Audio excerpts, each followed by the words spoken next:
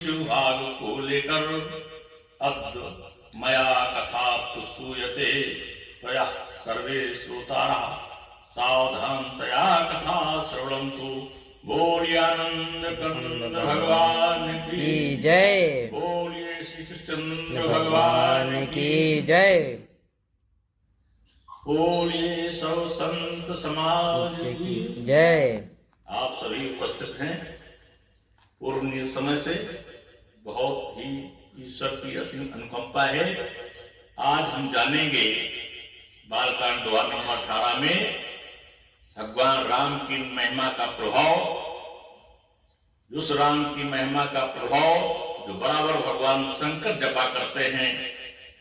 भगवान शंकर राम के नाम के प्रभाव से सर्व सुख प्राप्त करते हैं, सारे लोगों को कल्याण करते हैं। प्रभाव केवल भगवान राम के नाम का है। यहाँ तक जो भगवान राम के नाम से प्रीति करता है, स्नेह करता है, उसको भगवान शंकर अपने में समाहित कर लेते हैं। भगवान शंकर के दो विशेष कार्य हैं। संचार करना, प्राण संचार करना और प्राण संहार करना, ये भगवान शंकर के निमित्त है। और मैया सीता के निमित्त दोनों कारण हैं, तीन कार्य हैं। जन्म देना, प्राण संचार, प्राण संहार। मैया सीता की कृपा तीनों कार्यों पर है, लेकिन भगवान शंकर की कृपा, भगवान शंकर के हाथ में दो कार्य हैं, प्राण संचार, प्राण संहार। जो भगवान राम के नाम का जप करता है, भगवान राम के नाम से प्रीति रखता है, स्नेह रखता है, उसको भगवान शंकर अपने में समाहित कर लेते हैं। अभी आप सुनेंगे हमारे रामचरितमानस में, ये हमारे बाबा तुलसीदास ने लिखा है कि पार्वती मैया ने राम के नाम से प्रीति की, स्नेह किया, तो उन्होंने मां पार्वती को एक आभूषण समझ करके एक आभूषण बना दिया। अपने शरीर की शोभा बढ़ाते हुए अपने शरीर को अलंकृत कर लिया और आधा अंग में मैया पार्वती को स्थापित कर लिया। तभी से इनका नाम अर्धनारेश्वर पड़ गया। और अर्धांगिनी शब्द का प्रादुर्भाव इसी स्थान से हुआ है। ये हमारे बालकांड दोहा नंबर 18 से ये अर्धांगिनी शब्द का प्रादुर्भाव यहीं से हुआ है। और भगवान राम से जिसने प्रीति की है, वो सदैव कल्याण किया है। और भगवान शंकर ने उसको अपना बना लिया है। मैया पार्वती का उदाहरण है। अर्धनारेश्वर भगवान शंकर कहलाए। और राम के नाम के प्रभाव का हमारे गणेश जी जानते हैं। हमारे गणेश जी को भगवान राम के नाम की महिमा का प्रभाव इतना है, जो राम के नाम के प्रभाव के कारण प्रथम पूज्य कहलाए। प्रथम पूजन हमारे भगवान गणेश जी का किया जाता है। ऐसा इस दोहा नंबर 18 में हमारे बाबा तुलसीदास जी ने मानस में रचना की है। भगवान शंकर ने स्वयं यह रचना कराई है। गिरा अर्थ जल बीच सम, गिरा अर्थ जल बीच सम, कहियत भिन्न न भिन्न। जैसे वाणी और वाणी से निकला हुआ अर्थ ये अलग अलग नहीं होता है। जैसे किसी ने कहा राम तो अर्थ आया, रकार और मकार को आ से जोड़ा गया, तो अर्थ भी वही है, राम भी वही है, भाव दोनों के एक हैं, इनको अलग नहीं कहा जा सकता है। जैसे वाणी से निकला जल और अर्थ में आया जल, पानी, तोय, नीर, पय, उदक, सलिल, वार, कुछ भी आप कहें, लेकिन जल तो जल ही है।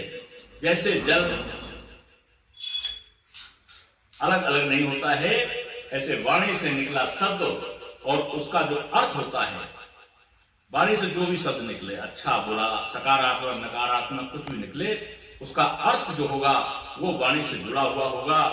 ऐसे ही जल बीच सम कहियत भिन्न न भिन्न, जल के बीच में जो लहर हुआ करती है वो भी जल ही हुआ करता है, वो भिन्न भिन्न नहीं होता है। ऐसे बताया है वाणी और अर्थ। जल और लहर ये भिन्न भिन्न नहीं हुआ करते हैं। ये भिन्न भिन्न नहीं हुआ करते हैं। हमारे बाबा तुलसीदास जी ने कहा है बंदो सीता राम पद। ऐसे सीता और राम ये भी भिन्न भिन्न नहीं है, दोनों एक ही नाम है, सीता राम।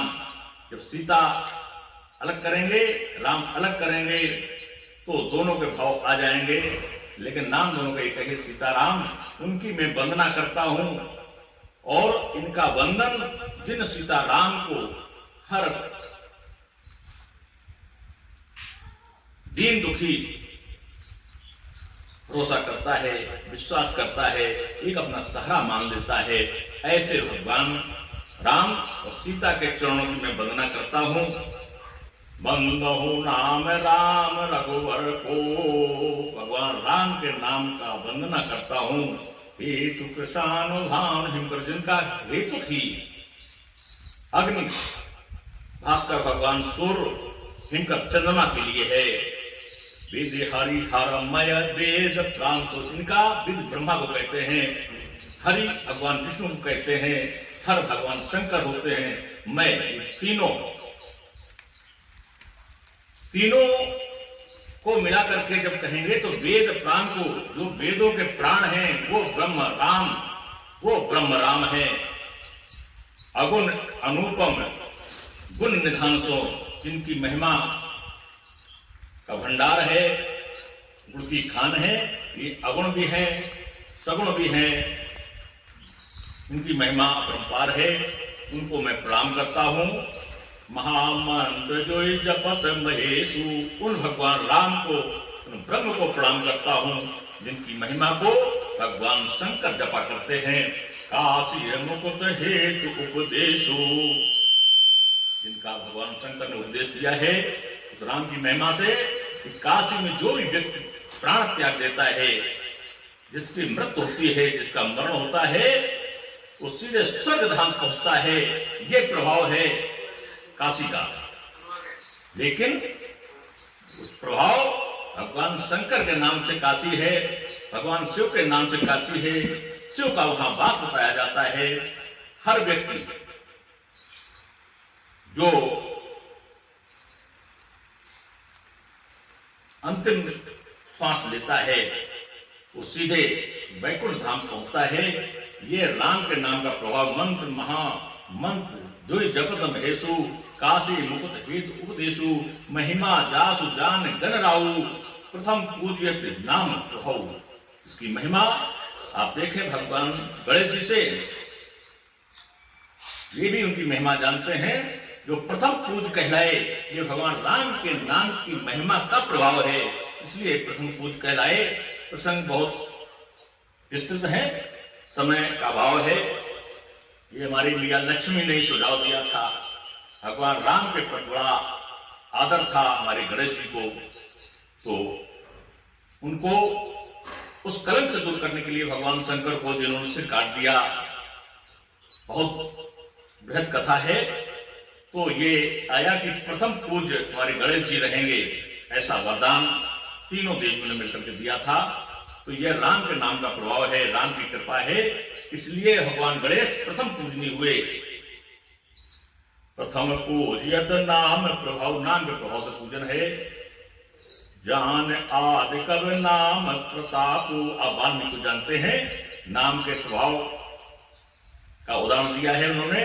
भयो शोध कर उल्टा जाप, जिन्होंने उल्टा नाम जपा, राम की जगह मरा मरा जपा। जब आपने मरा कहा, मरा के बाद माँ ही आया, तो रकार और मकार दो ही शब्द होते हैं, इसलिए भयो शुद्ध कर उल्टा जाप, जो उल्टा जप कर रहे थे वो शुद्ध हो गया। पहला शब्द तो माँ रहा, इसके बाद राम राम का ही उच्चारण चलता रहा।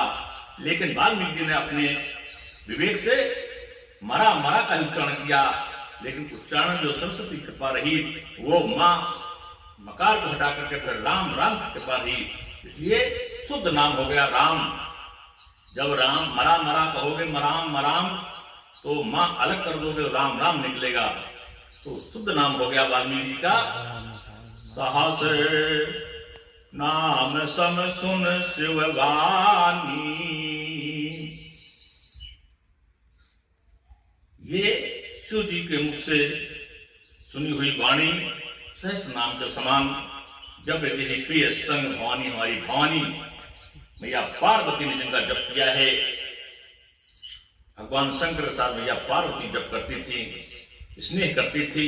हमारे प्राणेश्वर जिसका नाम जपते हैं, मंत्र महामंत्र, क्योंकि ये महात्मा तो हैं लेकिन ये राजा भी हैं, और राजा तुम भी हो, राजा विश्वामित्र भी हैं।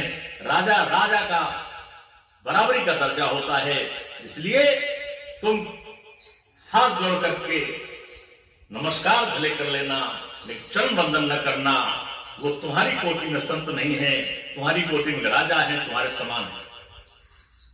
राजा का नहीं समझ पाया, राजा ने कहा बिल्कुल ईश्वर, जब आप कह रहे हैं चल दिया, सबका प्रणाम किया, शिष्टाचार किया, बीच में बैठे विश्वामित्र को छोड़ दिया। सत्संग समाप्त हुआ। सत्संग के पहले ही हमारे जो विश्वामित्र जी थे नाराज हो गए, चल दिए, आ गए भगवान राम दरबार में। रात हो चुकी थी, राम अपने सोने जा रहे थे, लक्ष्मण का पैरा लगा था। विश्वामित्र को कौन रोक सकता, गुरु हैं, धड़धड़ाते चले गए, किसी की हिम्मत नहीं पड़ी टोकने की। लक्ष्मण चूंकि पहरे पर थे, लक्ष्मण को लगा अभी मैं सेवा करके बाहर आया हूं, भगवान राम सोने जा रहे हैं, भैया सोने जा रहे हैं, भैया को दखल होगी, और ये गुरु जी हैं, हम गुरु जी को भी नहीं रोक सकते हैं, भैया राम के भी सुख में दखल नहीं डाल सकते हैं। देखे, ये है रामचरितमानस, ये है त्याग, ये है परंपराओं का निर्वहन, ये परंपराओं का निर्वहन कर रहे हैं हमारे लक्ष्मण, राम और विश्वामित्र। देखें, विश्वामित्र ने तेजी से आवाज दी, बोले मैं गुरु हूं, हमको कौन रोक सकता है। राम सो रहे हैं तो क्या हुआ, राजा हो गए तो क्या हुआ। तेज तेज आवाज की, लक्ष्मण ने भी तेज स्वर से आवाज की, भैया राम को नहीं जगाया, अपने आदेशों का पालन किया कि जब भगवान राम विश्राम करते हैं तो कोई दखलंदाजी नहीं कर सकता। इसलिए लक्ष्मण वहां ड्यूटी रहती थी। लक्ष्मण भी तेज से चिल्लाए, गुरुदेव आपको मैं कैसे मना कर सकता हूँ, आप तो हमारे पिता तो हैं, आपने सारी शिक्षा दीक्षा दी है, सारा कल्याण किया है, आपके प्रभाव से, गुरु की कृपा से, जहाँ हर की कृपा से कुछ नहीं होता, मन की कृपा से सब कुछ प्राप्त हो जाता है। हम गुरुदेव आपको नहीं रोक सकते हैं, लेकिन भगवान राम भैया हमारे विश्राम कर रहे हैं, अभी भी विश्राम करने गए हैं। सुबह अगर बहुत आवश्यक न हो, सुबह मीटिंग हो, सुबह मुलाकात हो तो अति उत्तम रहेगा। भगवान राम ने सुन लिया। ना लक्ष्मण को अपना नियम तोड़ना पड़ा, ना विश्वामित्र को राजधर्म का नियम तोड़ना पड़ा। भगवान राम स्वयं बाहर निकल आए, बोले क्या बात है, अरे गुरुदेव, तुरंत बुलाया गुरुदेव को। गुरुदेव का साष्टांग दंडवत किया। गुरुदेव से पूछा, इतनी रात को ऐसी क्या बात थी, आप केवल आदेश दे दिए होते, किसी सूचना भेज दिए होते। बोले नहीं, विशेष काम था, इसलिए सीधे मिलना आवश्यक था। शायद सूरसेन राजा नाम शायद याद आया, ऐसा कुछ नाम था, सूरसेन शायद राजा थे। तो उन्होंने कहा, राजा ने मेरा अपमान किया है, सारे ऋषियों को प्रणाम किया है, हमको प्रणाम नहीं किया है, सूर्य अस्त के पहले इसको प्राण दंड मिलना चाहिए। भगवान राम ने तुरंत प्रतिज्ञा की, ये राजा का जैसे सूर्य अस्ताचल की जाएगा उससे पहले इसका प्राणांत हो जाएगा, मैं प्रतिज्ञा करता हूं। गुरु जी प्रसन्न हो गए। सुबह घोषणा कर दी गई, राजा को सूचना मिली, राजा भागा। नारद स्मरण किया, नारद आए, बोले ऋषिवर ये आपने क्या कर दिया, आपने अपमान करा करके मेरा तो प्राण ले लिए, मेरे प्राण आज शाम तक चले जाएंगे। नारद ने कहा, परेशान मत हो, तुम हनुमान जी की मां अंजना अंजनी भगवान का ध्यान कर रही हैं, तुम उनके पास जाओ और उनके चरण वंदन करना। जैसे ही उनका पूजन समाप्त हो तुरंत अपनी बात रखना, मां अंजनी तुमको बचा देगी। बोले अंजनी भगवान राम से बचा दे? बोले हाँ बचा देंगे, जाइए। वो राजा मां अंजना के पास गया। अंजना जैसे पूजन से उठी, बोले अरे तुम बताइए। पूरे वृतांत बताया राजा ने। वृतांत बताने के बाद हमारे भगवान उन्होंने वचन दे दिया। बोले मां पहले वचन दीजिए, आप हमारे रक्षा करेंगी? मां ने वचन दे दिया। इसके बाद पूछा किसने मारने की बात कही? बोले राम जो दशरथ के पुत्र हैं, अयोध्या के राजा, उनका मैं शाम तक वध कर दूंगा। अंजना ने कहा ठीक है, मैंने तुमको वचन दिया है, तुम्हारी रक्षा होगी। तब तक हनुमान जी आ गए। हनुमान जी तो राम दरबार से ही आ रहे थे, उनको तो राम का सहयोग ही करना था। देखा मां ने कहा तुम्हें इसकी रक्षा करनी है, ये राम के नाम का प्रभाव है। हनुमान जी ने कहा मां का वचन है। इधर हमारे भगवान राम हमारे इष्ट धर्म शंकर की बात आती है।